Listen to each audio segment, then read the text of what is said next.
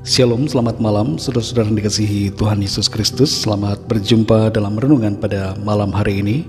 Doa dan harapan saya saudara semua ada dalam keadaan yang baik, sehat, penuh sukacita, dan selalu berlimpah berkat Tuhan. Sebelum kita mendengarkan renungan firman Tuhan, mari sama-sama kita siapkan hati dan berdoa.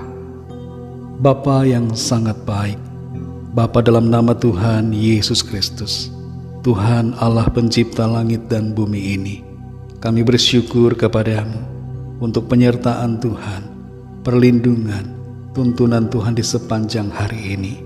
Tuhan yang sudah memampukan kami, dan Tuhan yang sudah memberkati kami dengan kebaikan dan kemurahan. Pada saat ini kami mau mendengarkan sabda firman-Mu.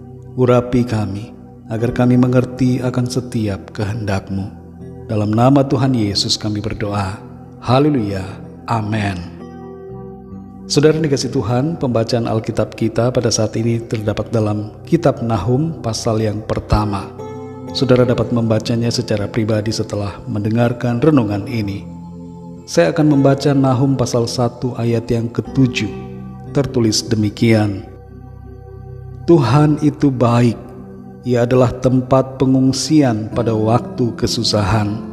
Ia mengenal orang-orang yang berlindung kepadanya. Saudara yang dikasih Tuhan, sampai sekarang ini situasi perang masih terjadi di Ukraina, dan jutaan orang mengungsi ke berbagai negara di Eropa. Pengungsian ini terjadi karena adanya berbagai ancaman dan bahaya yang terjadi di negeri mereka. Di tempat pengungsian, mereka mendapatkan perlindungan, keamanan, dan dicukupi kebutuhannya. Bahkan warga negara Ukraina mendapatkan banyak perlakuan khusus di berbagai negara selama perang ini terjadi.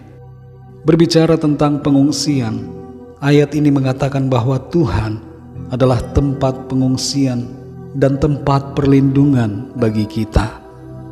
Sekitar 100 tahun sebelum Nabi Nahum, Yunus pernah diutus untuk berbicara kepada penduduk Niniwe agar mereka bertobat. Pertobatan terjadi pada waktu itu, dan karenanya mereka diampuni dan tidak mengalami penghukuman dari Tuhan. Namun setelah itu, orang-orang di Niniwe kembali lagi jatuh dalam dosa penyembahan berhala, dan mereka melakukan banyak tindakan kejahatan. Untuk itulah firman Tuhan kembali disampaikan melalui Nahum kepada mereka semua yang ada di sana, agar mereka sadar dan bertobat kembali melakukan yang benar. Membaca kitab Nahum ini, saudara, pada bagian awalnya kita akan mendapatkan kesan seolah-olah Tuhan itu mempunyai dua wajah. Pertama adalah wajah yang penuh dengan amarah, dan kedua, wajah yang penuh kebaikan. Nabi Nahum menyatakan bahwa Tuhan itu pemarah, pendendam, dan pembalas kejahatan. Tapi di sisi yang lain, ia juga berkata bahwa Tuhan itu panjang sabar dan baik.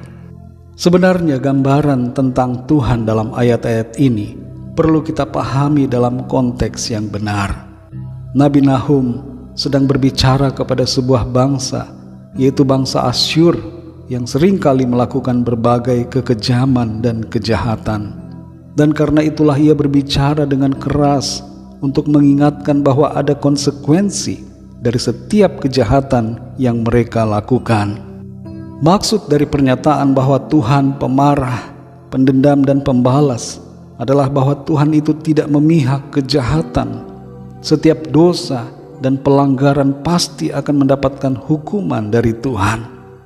Tuhan berada di sisi kebaikan karena Dia adalah Tuhan yang sangat baik.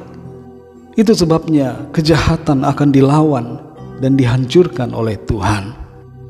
Janganlah kita menjadi bingung tentang Tuhan ketika membaca ayat-ayat ini, dan jangan pula kita menjadi skeptis, tidak peduli, lalu tidak percaya.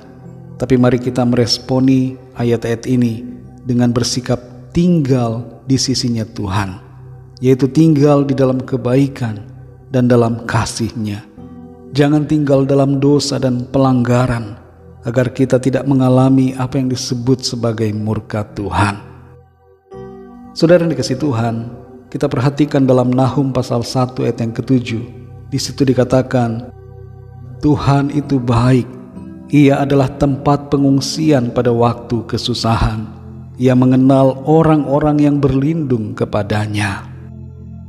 Inilah sifat Tuhan yang perlu kita mengerti, bahwa Tuhan itu baik, dan Ia sesungguhnya selalu baik kepada kita, yang adalah umat pilihannya oleh kasih karunia-Nya.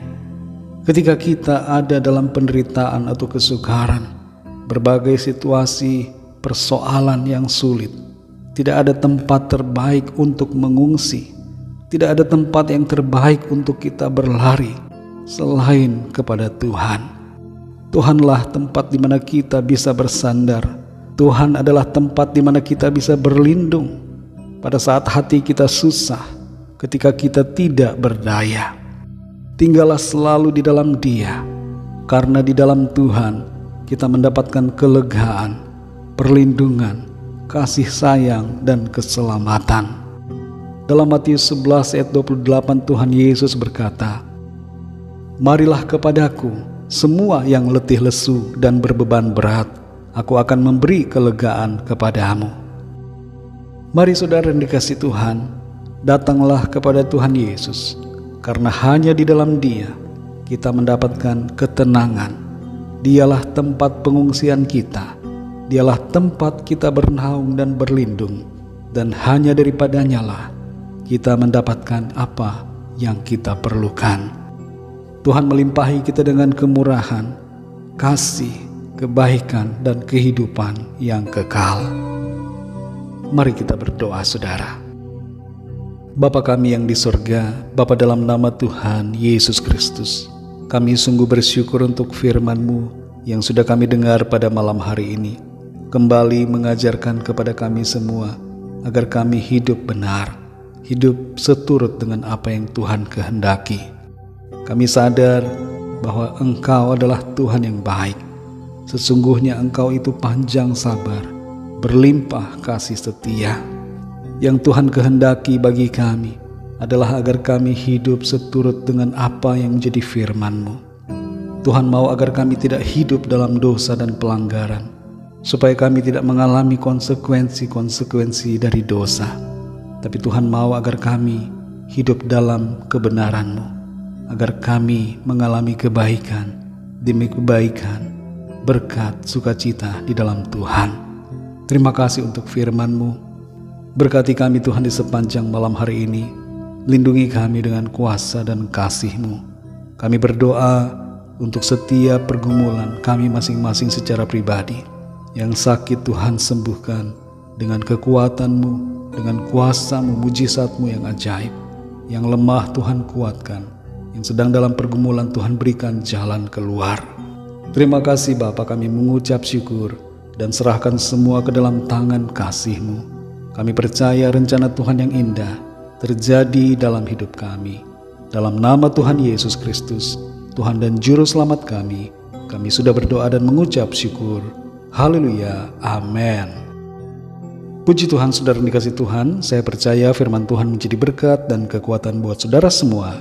Dan Roh Kudus akan menolong saudara untuk lebih lagi memahami kebenaran firman Tuhan. Tuhan Yesus memberkati saudara semua. Selamat malam, selamat beristirahat, dan sampai jumpa dalam renungan yang berikutnya. Haleluya.